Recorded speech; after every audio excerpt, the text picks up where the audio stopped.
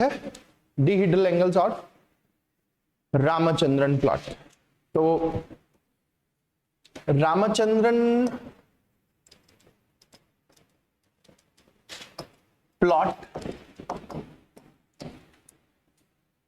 किसके लिए दिया गया? रामचंद्रन प्लॉट अमाइनो एसिड्स के लिए दिया गया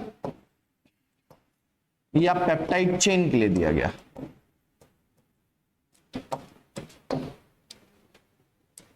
रामचंद्रन प्लॉट किसके लिए दिया गया?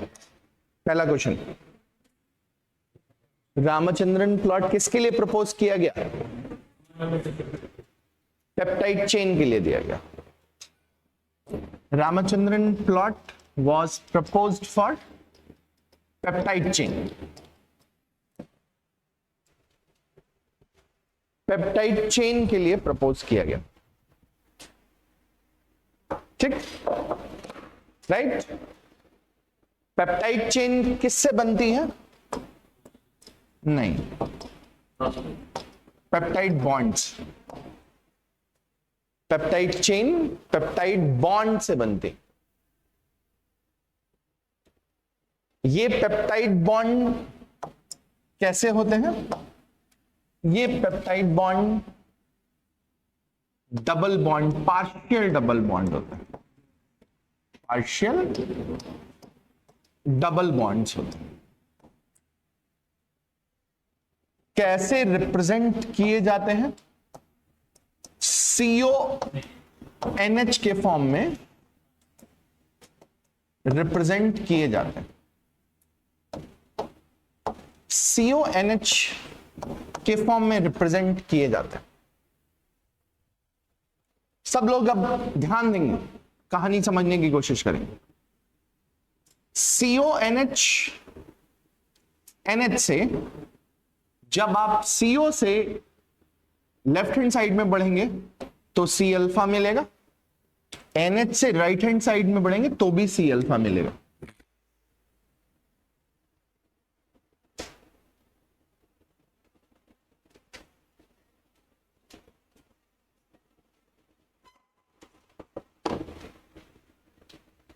गुड। इस C अल्फा के बाद NH मिलेगा, R मिलेगा, H मिलेगा। इस C अल्फा के बाद CO मिलेगा, H मिलेगा, R मिलेगा। करेक्ट। तो अगर आप इसको प्लेन माने तो इस प्लेन के दोनों तरफ, इस प्लेन के दोनों तरफ आपको तीन तीन, एक NH, एक H, C alpha, R1, R2, CH, CO, C alpha, ये सब मिलते हैं। पिक्चर क्लियर हो रही है? पिक्चर क्लियर हो रही है? नहीं क्लियर हो रही?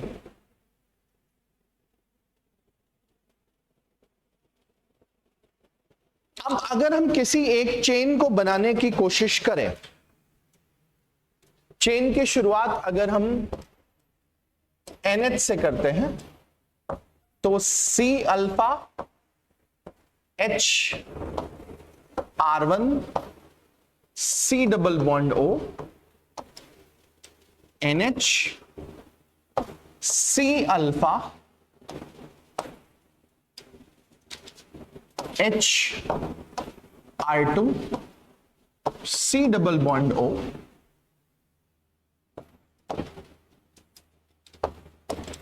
NH, C alpha, R3, H and C double bond O,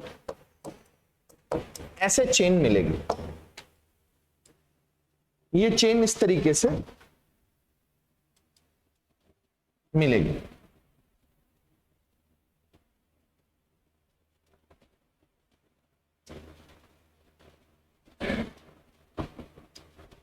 right, clear? इतनी बात समझ में आती है? नहीं आती? इतनी बात क्लियर होती है? हेलो खुशी,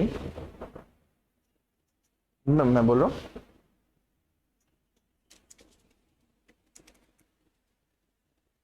बेटा मैं क्लास में, क्लास निकल के फोन करूं? कौन बोल रहे हैं? ठीक है, राइट। अब सब लोग बहुत ध्यान से देखने की कोशिश करेंगे।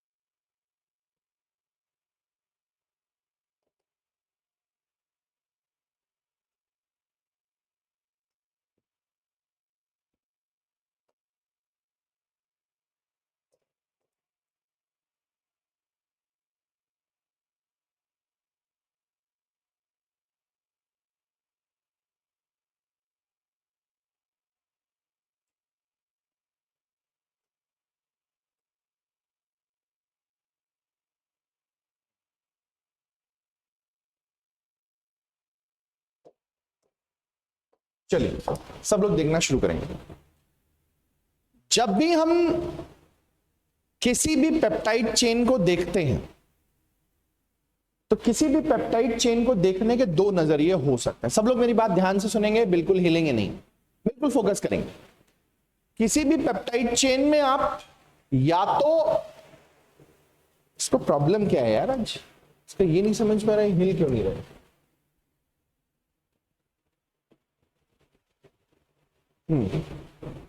या तो आप पेप्टाइड चेन में सी अल्फा पे नजर रखिए और उसके चारों तरफ जितने बॉन्ड्स अवेलेबल हैं, जितने पेप्टाइड बॉन्ड अवेलेबल हैं, उनको एक प्लेन में ले लीजिए। एक तरीका यह है, पहला तरीका यह है। दूसरा तरीका यह है कि आप एक पेप्टाइड बॉन्ड लीजिए और उसके दोनों तरफ जितने सी अल्फा हैं उनको ध्यान में रखिए। अब दोनों का नजरिया अलग अलग है, दोनों की चीजें अलग अलग। पहला नजरिया अगर यह है कि आप अगर किसी पेप्टाइड चेन में सी अल्फा को देखते हैं, पेप्टाइड चेन में देखना शुरू करते हैं सी अल्फा को, तो सी अल्फा के एक तरफ NH मिलेगा और एक तरफ, सभी पता है ना, और ये फाई एंगल होगा और ये रोटेटेबल होगा।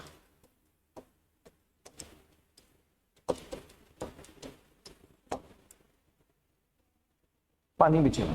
क्या होगा, और रोटेशन हमेशा 0 से 360 होगा या -80 से +180।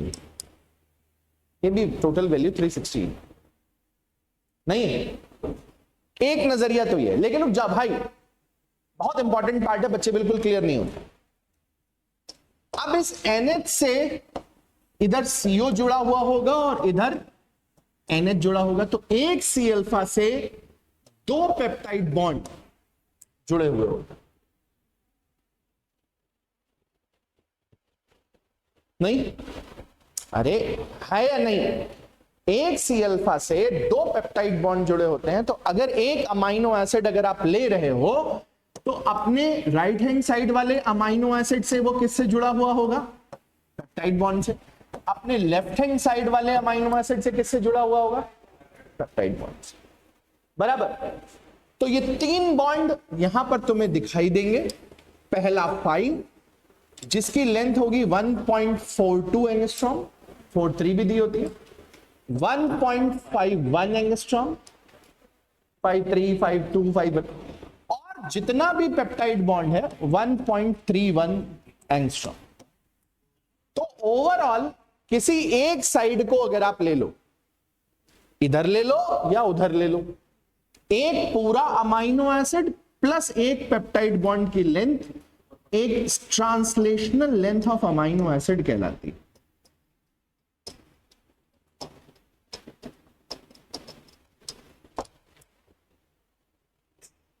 इट इज 1.42 प्लस 1.51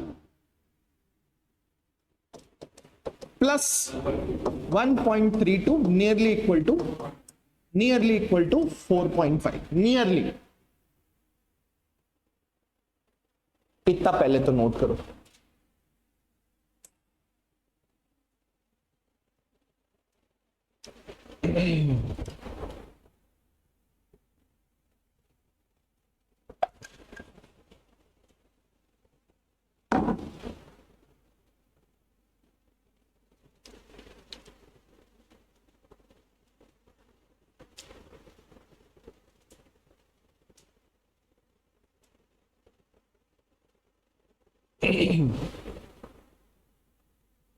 हो गया नोटेड।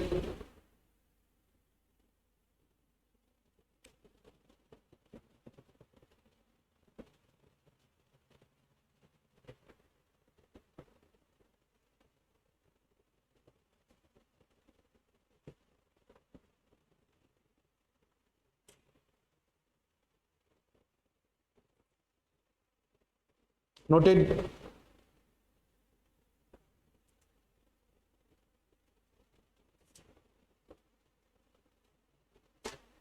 Great, done. तो अब जब हम नजरिए को देखना शुरू करते हैं, तो पहला नजरिया हो गया कि हम सी अल्फा को, सब लोग फिर से, सी अल्फा को सेंट्रल एटम मान के चलो।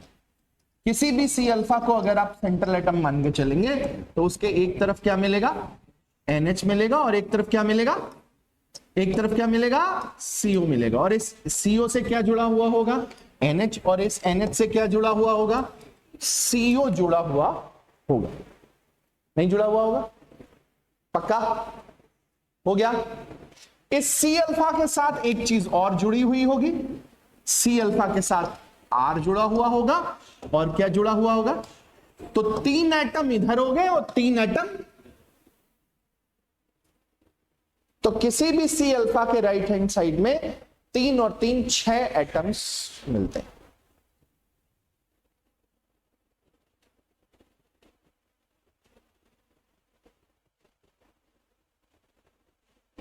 Done, done.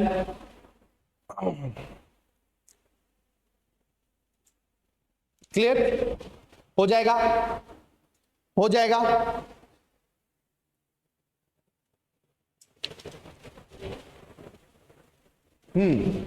अब देखिए, सब लोग बहुत ध्यान से सुनेंगे, देखना शुरू करेंगे।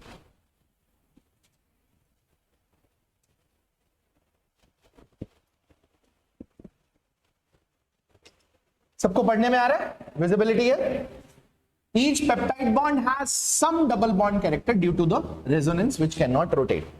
Although n atom in the peptide bond is often represented with the partial positive charge, and careful consideration of the bond orbital and quantum mechanics indicate that n has net charge that is neutral or slightly negative.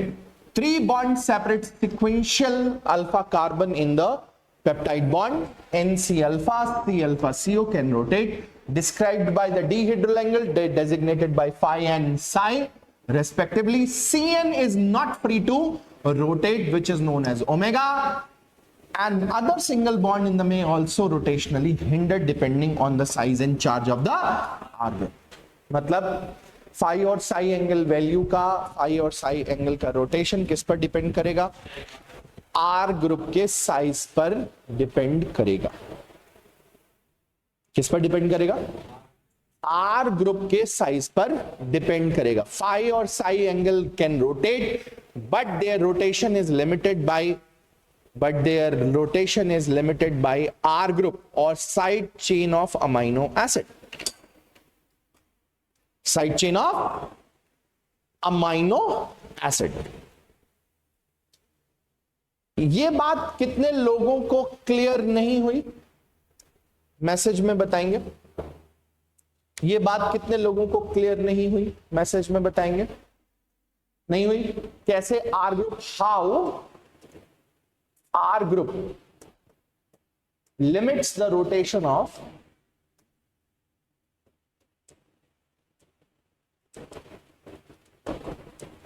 phi and psi angle values.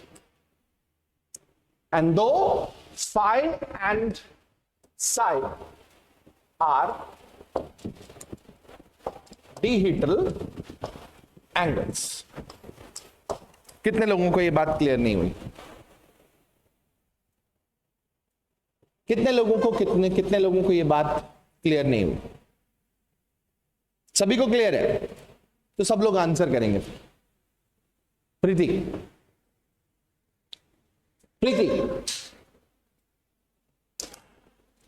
क्या भांग खा के बैठी हुई हो? Question लिखा हुआ है, जरा एक लाइन में आंसर चाहिए। एक लाइन में आंसर चाहिए, ज्यादा इधर उधर की बात नहीं, सिर्फ एक लाइन में। नहीं रिस्ट्रिक्ट, फिर वही वाई आर ग्रुप, क्यों R group steric hindrance create करता है? देखने में तो ऐसा लग रहा है कि सब अलग अलग है, तो कैसे R group steric hindrance create कर रहा है? नहीं, सॉरी, नहीं, बिल्कुल नहीं, बिल्कुल नहीं। Allowed region are the repercussion of it. हाँ, वो इस तरह। लेकिन मैं ये मेरा क्वेश्चन तुम लोग समझने की कोशिश नहीं कर रहा हूं। मैं ये कह रहा हूं इस आर ग्रुप की वजह से ये फाई और ये साइन दोनों हिंडर हो रहे हैं। क्यों? मेरा क्वेश्चन बहुत सिंपल सा, बहुत ही सिंपल सा क्वेश्चन। ऐसा क्यों? रटने वाली बातें अलग है, सारी चीजें अलग है, वो बात अलग है। ऐसा क्यों? सेम प्लेन में है? नहीं। बल्कि होते हैं? नहीं। Electron density? नहीं। ग्लाइसिन लग जाएगा, रट लो, अच्छा ही बात है, बहुत काम आएगा। चलो देखते हैं।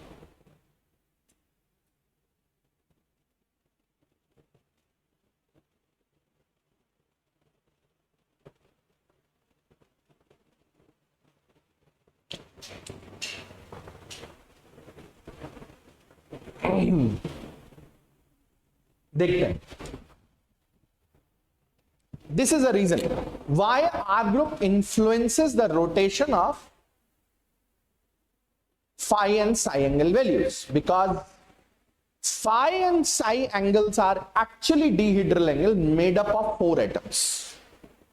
केवल यही रीजन है, बहुत सिंपल से। Science is not a complex thing. क्यों आर ग्रुप फाई और साई एंगल वैल्यूज को डिटरमाइन करता है? बिकॉज, रुक जाओ, because they are the dihedral angles and every dihedral angles is measured in due course of 4 atoms, not in 3 atoms. For example, अगर मैं किसी एंगल की बात करूं तो this is A, this is B, this is C, और तो आपके पास ये जो एंगल है, ये 90 डिग्री का जो एंगल है, वो 1, 2, 3 एटम को मिलाकर बनाया गया एंगल, ये नॉर्मल एंगल, राइट?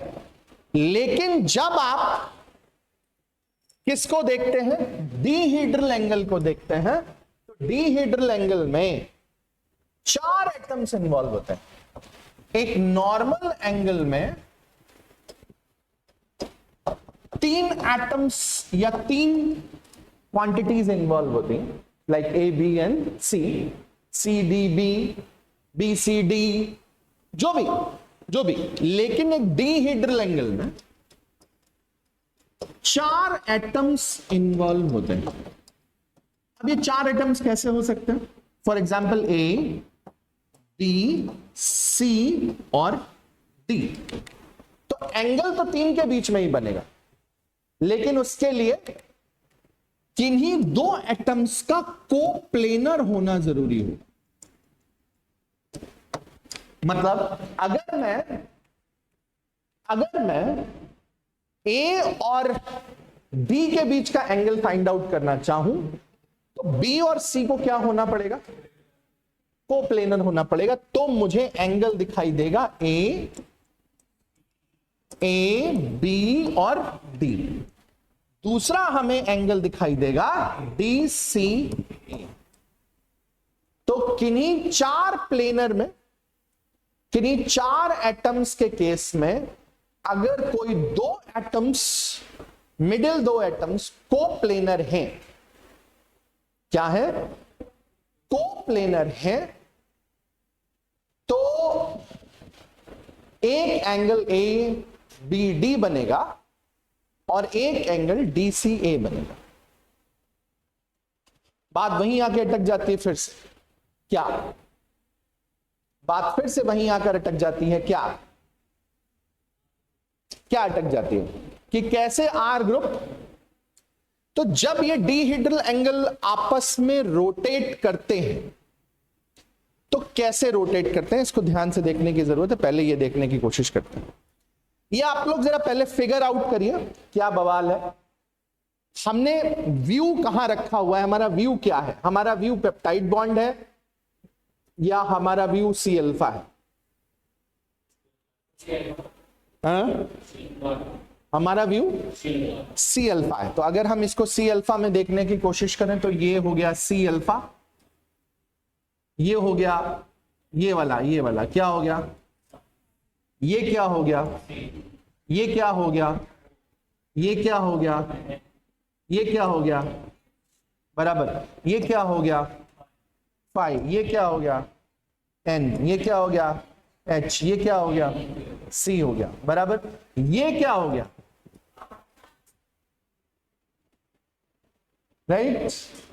राइट, और ये क्या हो गया, दैट इज ओ, और दैट इज यहां पर तुम्हारे सामने ये क्या आ गया, सी अल्फा, दूसरा सी अल्फा आ गया। नहीं आया, इसको नहीं आया। NH के साथ जब ये पेप्टाइड बॉन्ड जुड़ा होगा तो CO के साथ क्या जुड़ा होगा, इधर देखो, CO के साथ, अरे बाबू मेरा बच्चा, सी अल्फा NH CO, और CO के साथ फिर ये CO, फिर CO के साथ NH, और NH के साथ नहीं,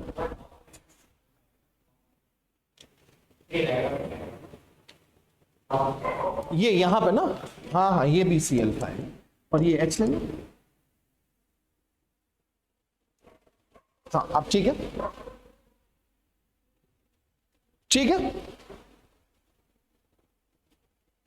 अब ठीक है, राइट, सबको क्लियर हुआ। अब अगर हम थोड़ा सा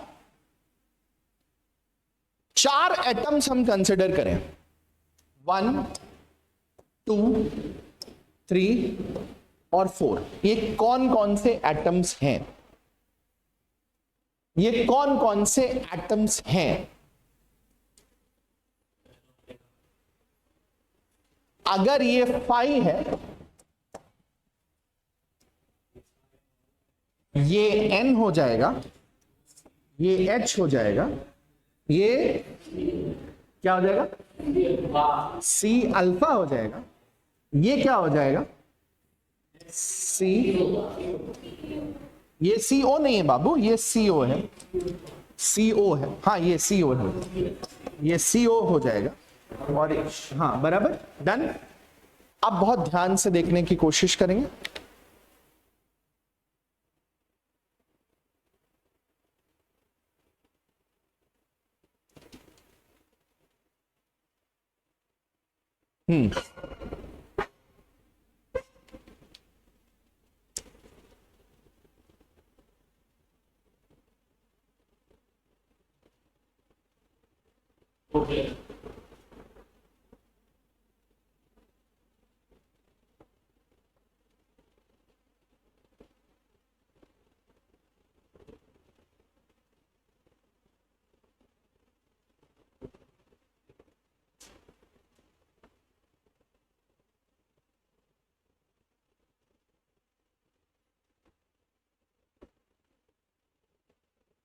चलो इसको हो जाने दो पहले।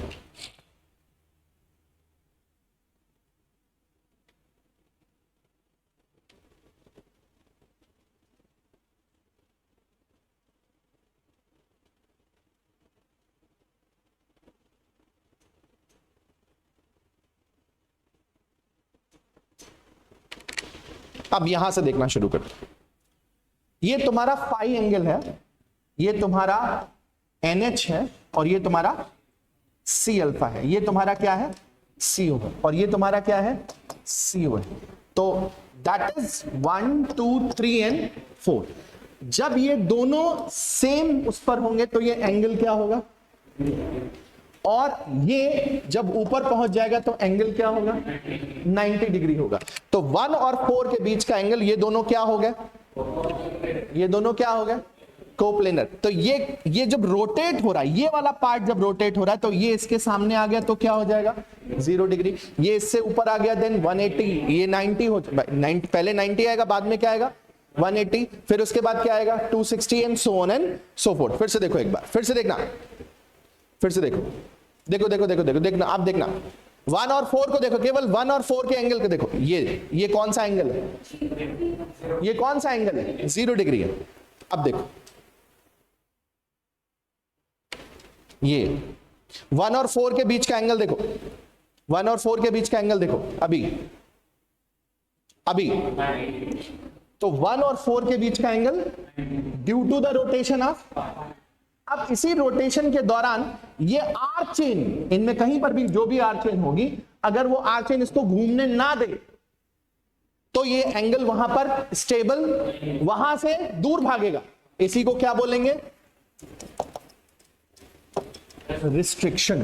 मतलब तुम अगर कहीं घूम रहे हो, तुम्हारी मम्मी कहीं दिख गई, चाची कहीं दिख गई, बुआ कहीं दिख गई, वहां से तुम भाग खड़े हुए, तो वो एरिया तुम्हारे लिए रिस्ट्रिक्टेड एरिया, तुम वहां पर मूव नहीं कर सकते। फिर से देखो, फिर से देखो, फिर से देखो, फिर से देखो, ये देखो, दिख रहा है? देखो फिर से मूव करा है। अभी 1 और 4 के बीच का एंगल कहां पहुंच रहा है? 180 डिग्री। कितना पहुंच रहा है? 180 डिग्री पहुंच रहा है। फिर देखो, ये देखो, दिख रहा है?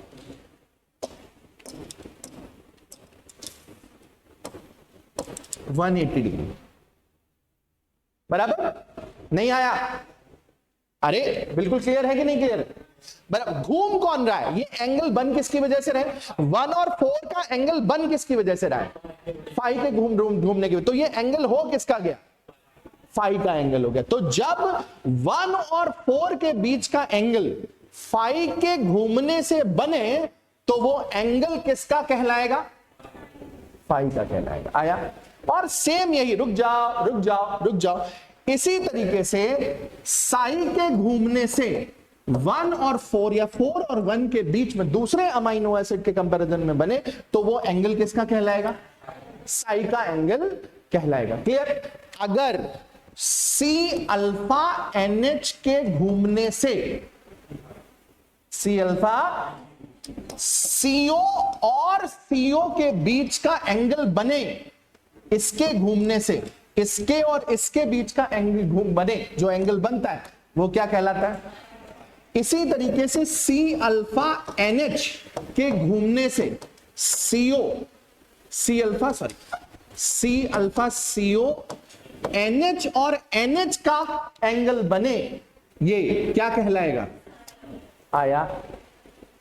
पिक्चर क्लियर हुई? फिर से बताना है, चलो पहला कंसिडरेशन सी अल्फा एनएच और सीओ, सी अल्फा सीओ और एनएच, पहला बॉन्ड, पहला डीहाइड्रल, रुक जाओ, पहला डीहाइड्रल एंगल में कंसिडरेशन अगर हमें फाई का लेना है तो ये हो जाएगा 1, ये हो जाएगा 2, ये हो जाएगा 3 और ये हो जाएगा 4, बराबर? इधर से हमको लेना है तो दैट इज साइन, तो ये हो जाएगा 1, ये हो जाएगा 2, ये हो जाएगा 3, ये हो जाएगा 4।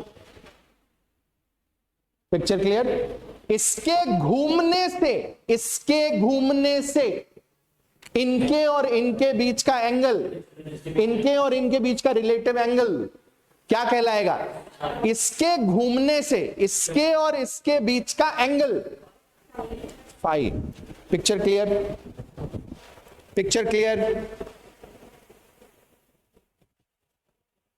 वो एंगल कहलाएंगे किसके? फाई और साई। घूमने से बन रहे हैं इसीलिए वो फाई और साई, लेकिन वो हैं कैसे? वो कैसे एंगल्स हैं? डीहीड्रल एंगल्स हैं। कैसे एंगल्स हैं? डीहीड्रल एंगल्स हैं। वो डीहीड्रल एंगल कितने एटम्स को इन्वॉल्व कर रहे हैं? 4। तो कितने डीहीड्रल एंगल मिलेंगे? एक अमाइनो एसिड के 2 पेप्टाइड बॉन्ड में, एक अमाइनो एसिड के 2 पेप्टाइड, आजू बाजू के पेप्टाइड बॉन्ड में कितने डीहीड्रल एंगल मिलेंगे? अरे बाबू एक फाई मिलेगा और एक,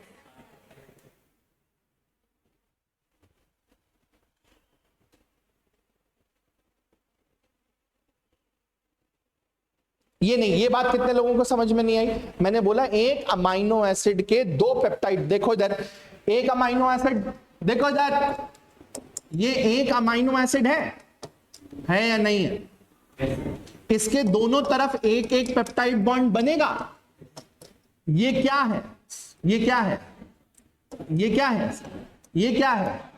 फाई। अगर हम इसको सेंट्रल एटम मान के चले तो 1, 2, 3 और 4, पहला डीहीड्रल एंगल मिला, पहला डीहीड्रल प्लेन मिला कि नहीं मिला? इस प्लेन में घुमा किसको रहे हो? फाई को घुमा रहे हो, यानी सी अल्फा एनएच को रोटेट कर रहे हो। तो एंगल किसके किसके बीच में बनता हुआ दिखाई दे रहा है? कार्बोनिल कार्बोनिल के बीच में। दूसरा एंगल तुम्हें किसका बीच में दिखाई दे रहा है? 1, 2, 3 एंड 4, बराबर? तो अब NH और किस फाई के घूमने की वजह से NH और आ गया, तो 2 डीहीड्रल एंगल मिले। एक अमाइनो एसिड में कितने डीहीड्रल एंगल मिलेंगे? 2। और हर डीहीड्रल एंगल के पास कितना एटम होगा? 4। कितने कोप्लेनर होंगे? 2। कितने? N और सी अल्फा और CO। फिर से देखो, जो जितने लोगों को मेरी बात समझ में नहीं आई, फिर से देखो। तुम्हारे पास ये क्या है? NH है। ये क्या है? CO है या नहीं है? ये क्या है? सी अल्फा है। ये क्या है? CO है, नहीं है? और ये क्या है? NH है या नहीं है? अब देखना, घुमा किसको रहे हो? फिर से देखो, फिर से करो, आराम से देखो, आराम से करो, एक बिल्कुल आराम से देखो। पहले देख लो कौन क्या है। 1 और 4 क्या है, पहले ये समझ लोगे तो अपने आप क्लियर हो जाएगा। 1 और 4 क्या है? कार्बोनिल एटम्स है, क्योंकि तुम क्या कंसिडर कर रहे हो? 5। और अगर साई कंसिडर कर रहे होते NH। नहीं आया तुमको? प्रीति दिक्कत हो रही है? दिक्कत हो रही है? फिर से देखो, ध्यान से देखो, यहां बिल्कुल पिक्चर क्लियर हो जाएगी। देखो ये क्या है? ये क्या है? ये क्या है? सी अल्फा, ये क्या है सी ओ, बराबर। ये क्या है, कैसे रिकॉग्नाइज करोगे सीओ को, कैसे रिकॉग्नाइज करोगे, सी के साथ क्या होता है और एनएच के साथ क्या होता है, डबल बॉन्ड। तो दो जगह अगर डबल बॉन्ड यहां पर मिल रहा है, ये क्या है तुम्हारे पास एनएच, एनएच में कोई भी डबल बॉन्ड नहीं होता। फिर ये तुम्हारे पास क्या है सी, और ये क्या है ओ, है नहीं है। देखो इधर सी और ओ की खास बात ये होती है, ये ऐसे रिकॉग्नाइज करोगे। Picture clear, picture clear. फिर से देखो, फिर से देखो, सी और ओ, एक दो तीन, ये डबल बॉन्ड दिखाई दे रहा है, ये NH, ये डबल बॉन्ड दिखाई दे रहा है, ये NH, NH N और H के बीच में डबल बॉन्ड नहीं है, बराबर। फिर इसके बाद CO डबल बॉन्ड, ये देखो घुमा किसको रहे हो और एंगल किसके किसका बीच का देख रहे हो, 1 और ये जब घूमेगा, ये घूमा, ये घूमने से ये ऊपर भी जा सकता है नीचे भी जा सकता है, तो दोनों 1 और 4 का रिलेटिव एंगल क्या कहलाएगा, डीहीड्रल एंगल, मतलब डीहीड्रल फाई एंगल वैल्यू आया। पिक्चर क्लियर हुई। फिर से देखो, फिर से देखो, चलो फिर से करो, आराम से देखो जब तक समझ में ना आ जाए।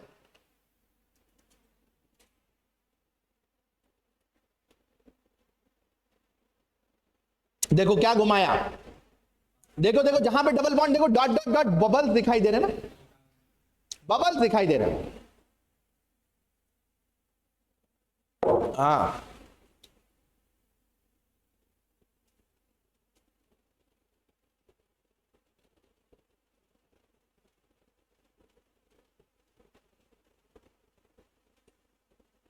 फिर से देखो,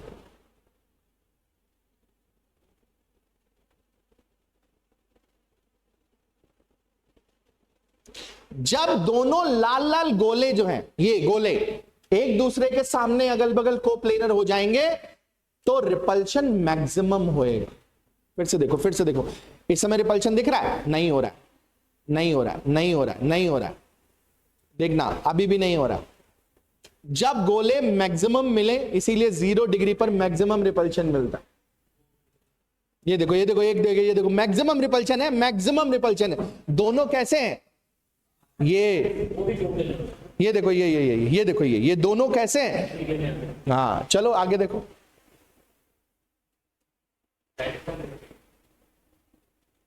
ये देखो,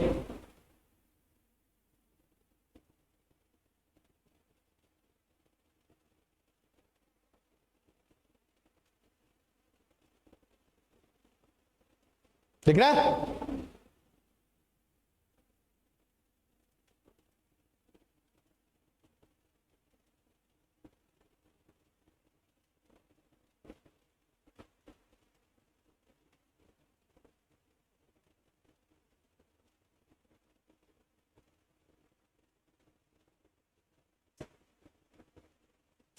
peptide bond holds 6 atom 1 plane. कभी अभी शुरू में ही बताया था कितने एटम होल्ड करता है, 6 एटम होल्ड करता है, बराबर।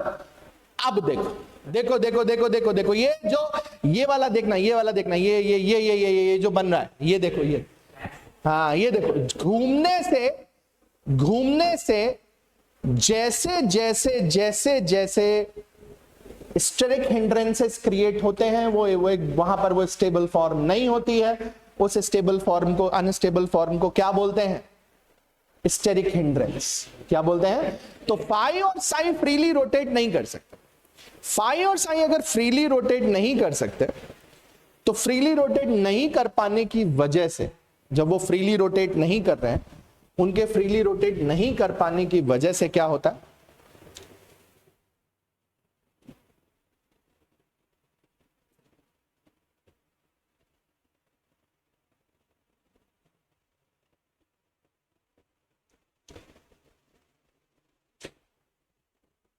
तो अब बोलोगे सर ये तो बड़ा लेमन टाइप में हो गया। अच्छा सभी को डीहीड्रल एंगल क्लियर हो गया, नहीं क्लियर हो गया, फिर से बोलो, क्लियर हो गया, सबको क्लियर हो गया, कोई डाउट है। स्टेरिक हिंड्रेंसेस किसकी वजह से होते हैं, आर ग्रुप, आर ग्रुप जितना बड़ा होगा, देखो इधर, ये आर ग्रुप जितना बड़ा होगा वो देखो देखो देखो देखो देखो देखो देखो देखो देखो, जितना बड़ा होगा वो घूमते टाइम उतना बड़ा स्पेस कवर करेगा, और जितना बड़ा स्पेस कवर करेगा उतना ही अगल बगल के एटम्स को क्या क्रिएट करेगा, स्टेरिक हिंड्रेंस या रिपल्शन क्रिएट करेगा, जिसकी वजह से क्या क्रिएट होगा, रिस्ट्रिक्टेड मूवमेंट क्रिएट होगा। जैसे तुम्हारे दोस्त है कोई, मैं तुम्हें एक कहानी बताता हूं, बहुत बहुत इंपॉर्टेंट सी कहानी, बहुत बढ़िया कहानी। मेरे एक बड़े अभिन्न मित्र हुआ करते थे तो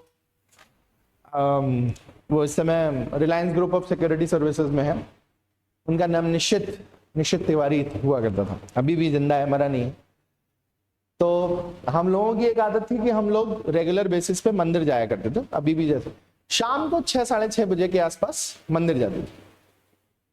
तो हम लोग जब लौट रहे थे मंदिर से तो इन्होंने कहा कि हम मदिरा सेवन करना चाहते हैं। तो हमने कहा भाई जाओ, हम बाहर खड़े हुए हैं। हम उस समय तक मदिरा सेवन नहीं कर रहे थे किन्हीं कारणों से तो वो हम बाहर खड़े हो गए और वो अंदर बियर शॉप में गए और दौड़ते हुए लौट के आए, कहते उन्होंने मुझे बहुत मारा ने क्यों मारा? अब जाहिर सी बात है, ऐसी दुकान पे बैठे हो जहां पर स्टेरिक हिंड्रेंसेस बहुत ज्यादा है, कोलेशेस बहुत ज्यादा है, वहां झगड़ा तो होगा ही होगा। तो इनका झगड़ा हो गया, इनको बहुत कूटा, जम के कूटा गया। हम गाड़ी पल्सर हुआ करती थी, ये बात मैं आज से शायद 20 साल पहले की बता रहा हूँ। हाँ, तो पल्सर गाड़ी हुआ करती थी, तो पल्सर गाड़ी मैं चला रहा था और मैं बैठा हुआ, तो बोले भाई तुम चलो। हमने कहा भाई चलो, अब कूटे वूटे सूजे ऊजे आए थे, हमने कहा चलो, तो हम चले। फिर बोले गाड़ी घुमाओ, हमने कहा क्यों? बोले मैं एक काम करता हूं, मैं पहले कूट के आता हूं, तुम गाड़ी स्टार्ट रखना, मैं तुरंत भागूंगा, तुरंत चलूंगा। मैंने कहा भाई यार ये मरवाएगा आज मैंने कहा अच्छा ठीक है, तुम लेकिन कूट लेना, ये ना कूट के वहां पे मरे हुए पड़े हुए नजर आओ। बोले नहीं नहीं, वो लोग अब तक रिलैक्स हो चुके होंगे।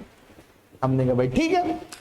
ये भाई साहब भागे है, वो भागो, और गाड़ी लेके हम लोग भागे, पिक्चर क्लियर। लेकिन अब आती है बात, रिस्ट्रिक्टेड मूवमेंट कैसे होते हैं। हम लोग आने वाले 1 महीने तक उस रोड से नहीं गए ये कहलाता है रिस्ट्रिक्टेड मूवमेंट।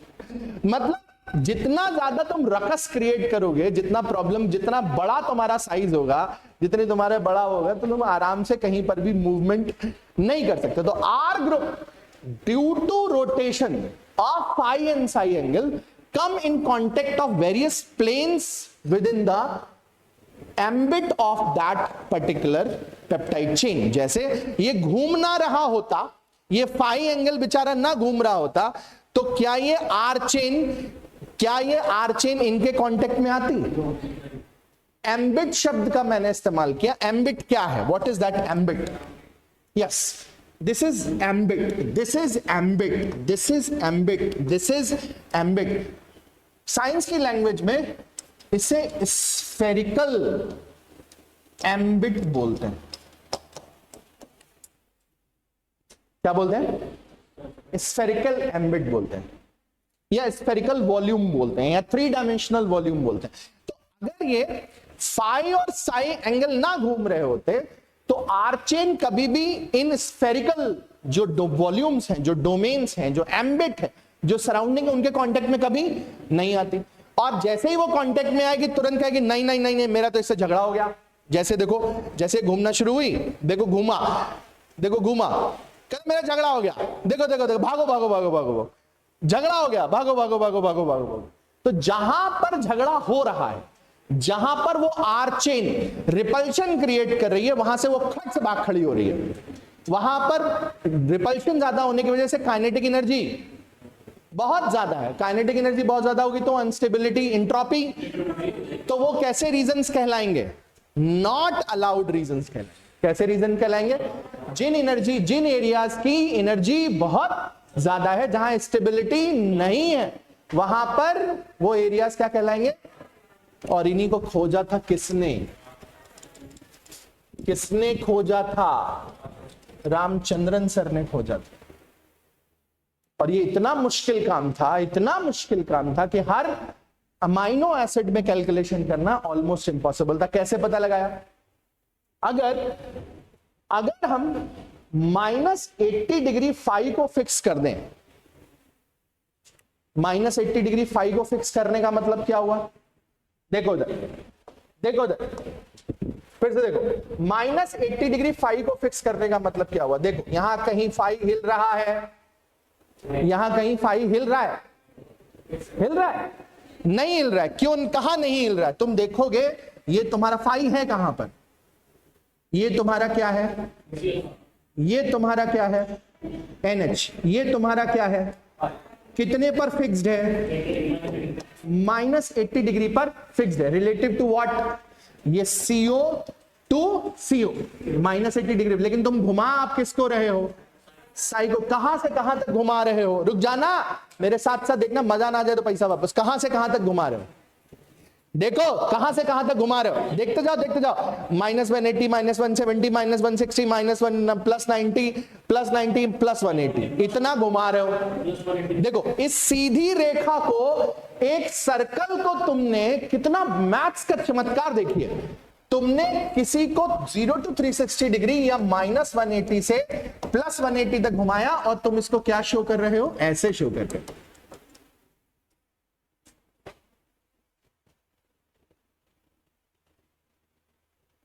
नहीं आया, नहीं आया, नहीं आया?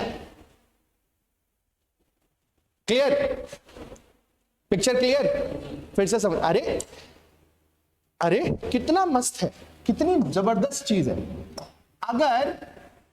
अगर मैं एक स्फीयर बनाऊं या सर्कल बनाऊं, जो 0 से कहां तक घूमा, तो 0 और 360 केवल एक ही प्लेन में तो आ गए, लेकिन तुमने डिस्टेंस पूरी एक कवर करी।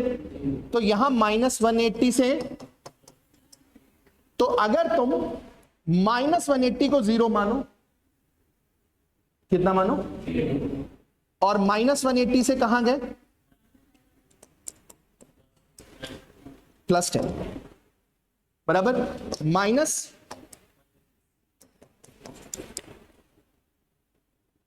फिर 90 माइनस, देखो घूमते चले जाओ, घूमते चले जाओ, घूमते चले जाओ, घूमते, और फाइनली तुम कहां पहुंच जाओगे? This is the beauty of maths.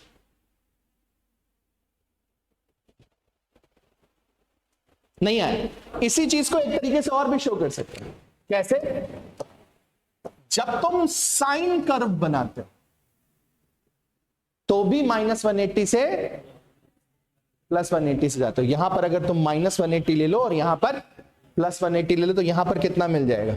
90 या 0 डिग्री, या 0 डिग्री मिलेगा, 90, जो भी मान लो, मतलब 90 मान लो।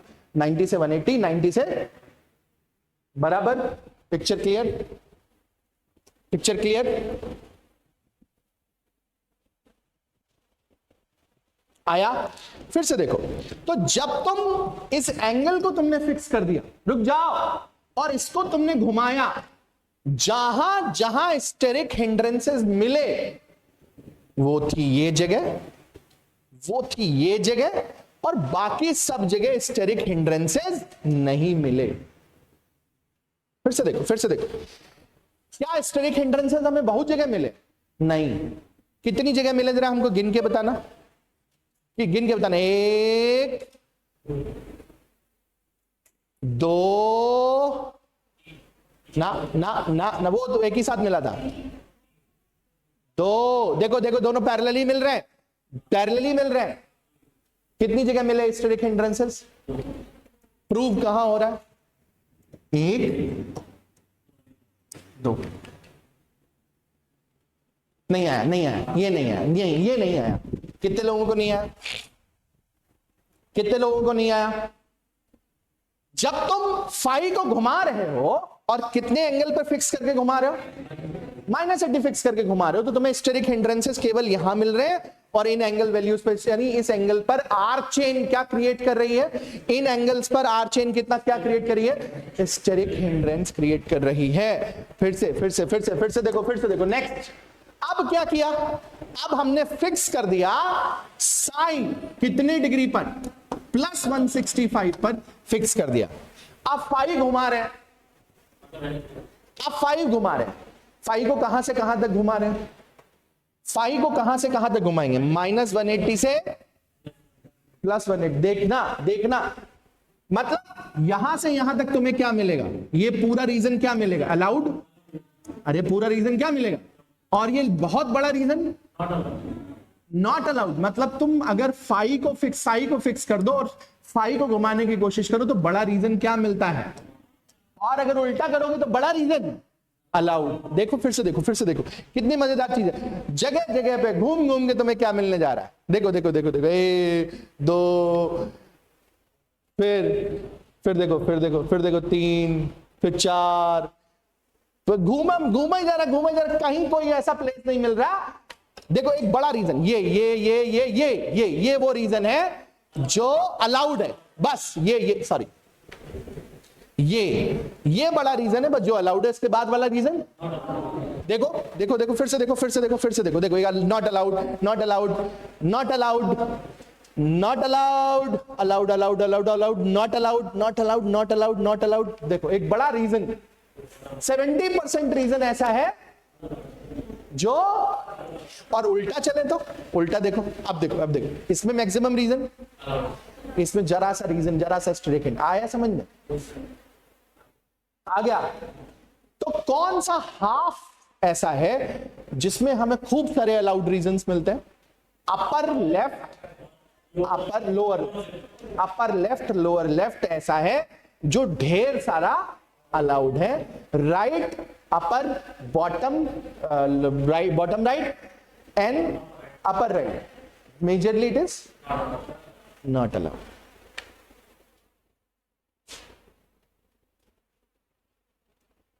ये लिखते चलो बहुत इंपॉर्टेंट।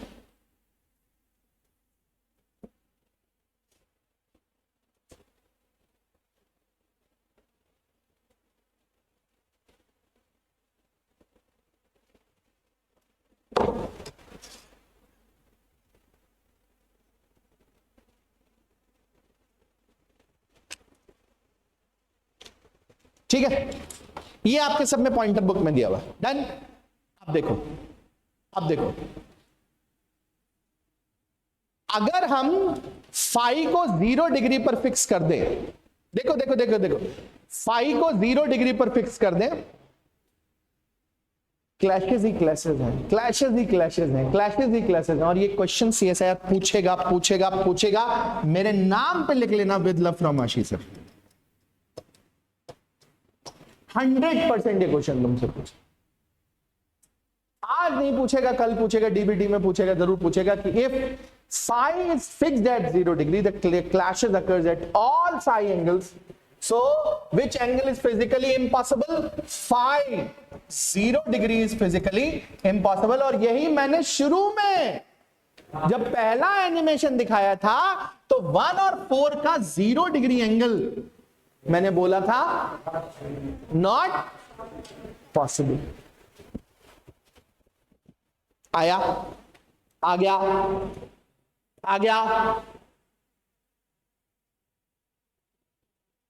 पिक्चर क्लियर हुई रामचंद्रन प्लॉट की? पिक्चर क्लियर हुई रामचंद्रन प्लॉट की?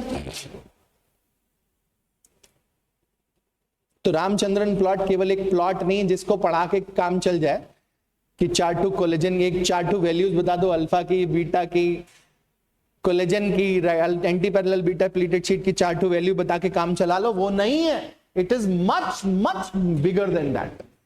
What you need to understand, तुमने क्या क्या सीखा, जरा मुझे 4-5 शब्दों में, 5 टर्म्स में मुझे बताओ तुमने क्या क्या सीखा। चलो बताओ। पहला शब्द क्या सीखा, दूसरा शब्द क्या सीखा, जो तुम्हें बड़े इंपॉर्टेंट, लिखो कॉपी पे लिखो। शुरुआत कहां से करोगे? नहीं, डीहेड्रल एंगल्स। डीहेड्रल एंगल्स कितने डीहेड्रल एंगल है? 2। गजब का एंगल है। नॉर्मली एंगल कितने एटम्स लेके चलता है? 3। और डीहेड्रल एंगल, अगर ये डीहेड्रल एंगल हम कंसिडर ना करते तो हमारा रामचंद्रन प्लॉट कभी भी संभव, इसी डीहेड्रल एंगल की वजह से क्या होता है? स्टेरिक हिंड्रेंस होता है। क्यों होता है? जब ये डीहेड्रल एंगल घूमते हैं तो आर ग्रुप जगह जगह अलग अलग एम्बिट के कांटेक्ट में आते हैं, अलग अलग स्फीयर क्लाउड के कांटेक्ट में आते हैं, जिसकी वजह से रिपल्शन पैदा होता है, और जिसकी वजह से कौन से रीजन पैदा होते हैं? नॉट अलाउड रीजन पैदा होते हैं। कौन से रीजन पैदा होते हैं?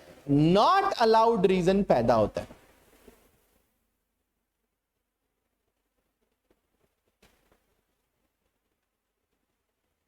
कौन से रीजंस पैदा होते हैं? नॉट अलाउड रीजंस पैदा होते हैं।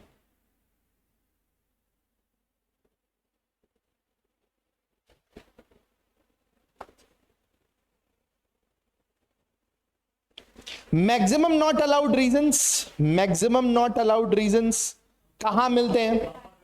हाँ लिखो, कॉपी पर लिखो।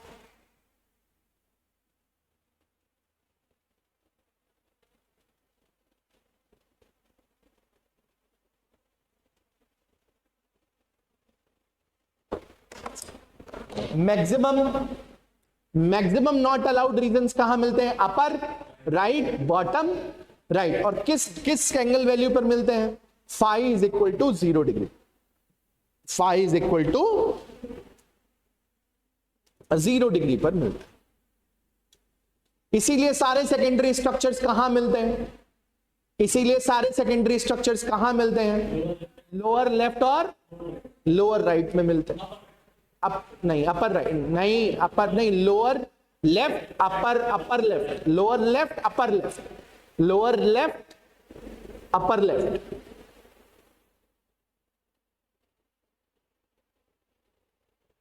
वैसे टेक्निकली पहले हम बाएं जाएंगे ना, left upper and left bottom ऐसे बोलेंगे ना। पहले लेफ्ट या राइट जाएंगे फिर ऊपर नीचे जाएंगे ना। Upper and left, left upper and left bottom. Right? हो जाएगा, हो जाएगा। क्लियर? क्लियर? अब सब लोग देखेंगे, अगर अल्फा हेलिक्स बनाना है, क्या बनाना है? अल्फा हेलिक्स बनाना है, तो उस हेलिकल स्ट्रक्चर के लिए हमें हर अमाइनो एसिड का फाई और साई एंगल कितना चाहिए होता है? अलाउड रीजन चाहिए होता है। क्या चाहिए होता है? कितना चाहिए होता है? -46। Anti parallel beta pleated sheet के लिए कितना चाहिए होता है? -39 प्लस 135। ये सब कहां मिलेंगे? लेफ्ट अपर और लेफ्ट बॉटम दोनों पे मिलेंगे। पैरेलल कितने पे मिलेगा? -119 and +113। Collagen triple helix very very important, इस बार सीएसआईआर में पूछा गया है और मैंने कई बार बोला भी था।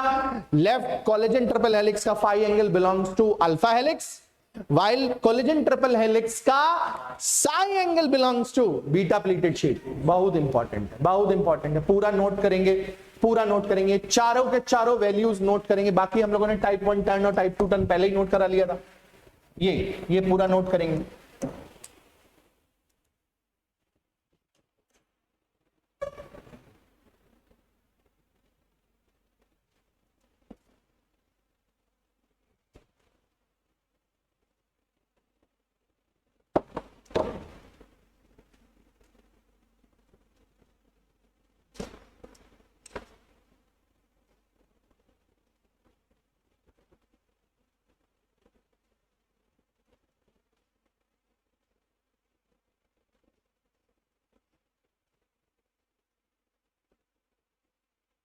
Very good, noted noted noted. अब रामचंद्रन प्लॉट देखना शुरू करेंगे। रामचंद्रन प्लॉट देखना शुरू करेंगे। ये एल एलेनिन का रामचंद्रन प्लॉट है। किसका प्लॉट है? आंखों में बसा लो, फोटो खींच लो, धल लो बहुत ध्यान से। एल एलेनिन का प्लॉट है, बहुत बड़ा प्लॉट होता है। इससे भी बड़ा प्लॉट ग्लाइसिन का होता है। सबसे बड़ा प्लॉट किसका होता है? ग्लाइसिन का होता है। लेकिन उससे पहले समझने की सब लोग कोशिश करेंगे, सब लोग देखने की कोशिश करेंगे। Glycine which is less strictly hindered has much broader range of allowed reasons, लेकिन स्टिल अलाउड रीजंस तो है, स्टेरिक हिंड्रेंस नहीं के बराबर है, लेकिन ये हर किसी का हिस्सा नहीं है। नहीं समझे, नहीं समझे, नहीं समझे। जो amino acid steric hindrance create करते हैं वो स्पेसिफाइड हो जाते हैं, नहीं हो जाते। और जो अमाइनो एसिड किसी के लिए स्टेरिक हिंड्रेंस क्रिएट नहीं करते हैं वो नॉट स्पेसिफाइड रहते हैं। और प्रोटीन का बनना एक स्पेसिफाइड फिनोमेना है। कैसे? क्वेश्चन आ सकता है कि सर आपके अकॉर्डिंग तो ग्लाइसिन हर जगह पाया जाना चाहिए लेकिन नहीं पाया जाता। क्यों नहीं पाया जाता हर सेकेंडरी स्ट्रक्चर में? क्योंकि सेकेंडरी स्ट्रक्चर का बनना एक स्पेसिफिक फिनोमेना है और उस स्पेसिफिक फिनोमेना के लिए जो हमें एंगल्स चाहिए वो एंगल ग्लाइसिन में मिल तो सकते हैं लेकिन वो ग्लाइसिन उनको सपोर्ट, उनकी थर्मोडायनेमिक एनर्जी को बढ़ा देता है। इसलिए glycine is not supported by most of the secondary structure, however it is frequently found in the random coils. Random coils में सबसे ज्यादा और बीटा टर्न्स में सबसे ज्यादा पाए जाने वाला अमाइनो एसिड कौन सा है?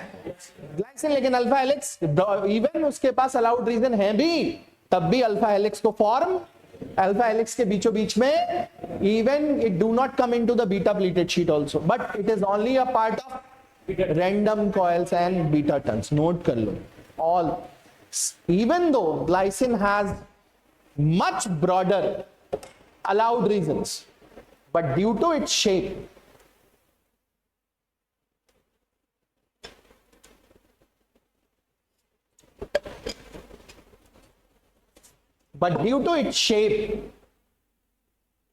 and size, it is not structurally supported by alpha helix and beta pleated sheet. It is not structurally supported by alpha helix and beta pleated sheet. Structurally supported by alpha helix and beta pleated sheet. Or it do not support structures like, ऐसे लिखो, it do not structurally like नहीं, it do not support structure like alpha helix and beta pleated sheet. On the other hand, it is essential part of random coil and turns, not beta turns only, turns. So glycine is an essential element, but most of the glycines are found in, answer करेंगे, most of the glycines are found in random coils and turns.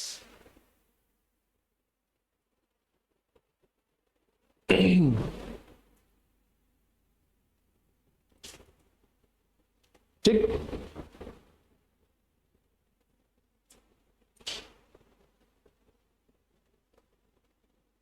ठीक, done, clear. Now proline residues is greatly restricted because it's 5 angle value. Note करके रखिए, याद करके रखिए, CSR ने पूछा भी है। -35 to -85, -35 to -85 is a 5 angle value.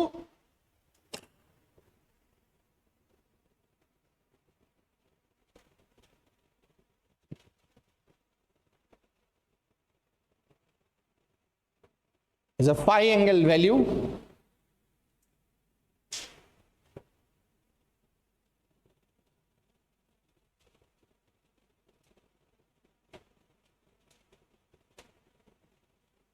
ठीक है, डन, क्लियर। नेक्स्ट पॉइंट समझने की कोशिश करते हैं। हाँ,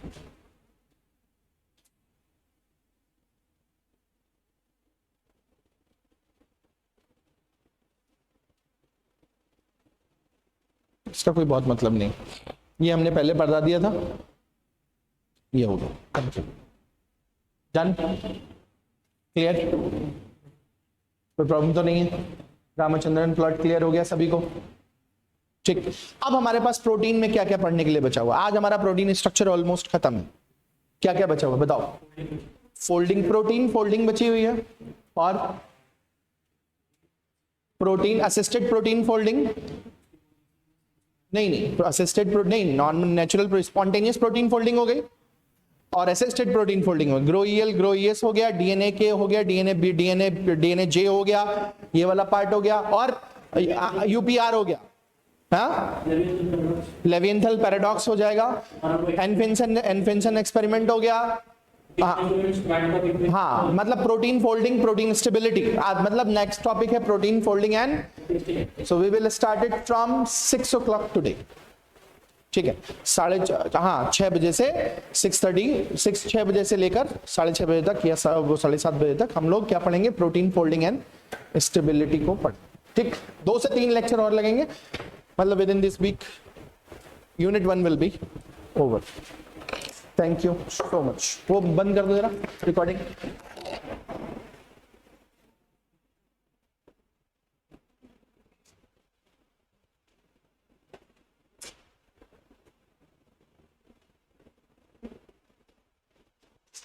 हाँ।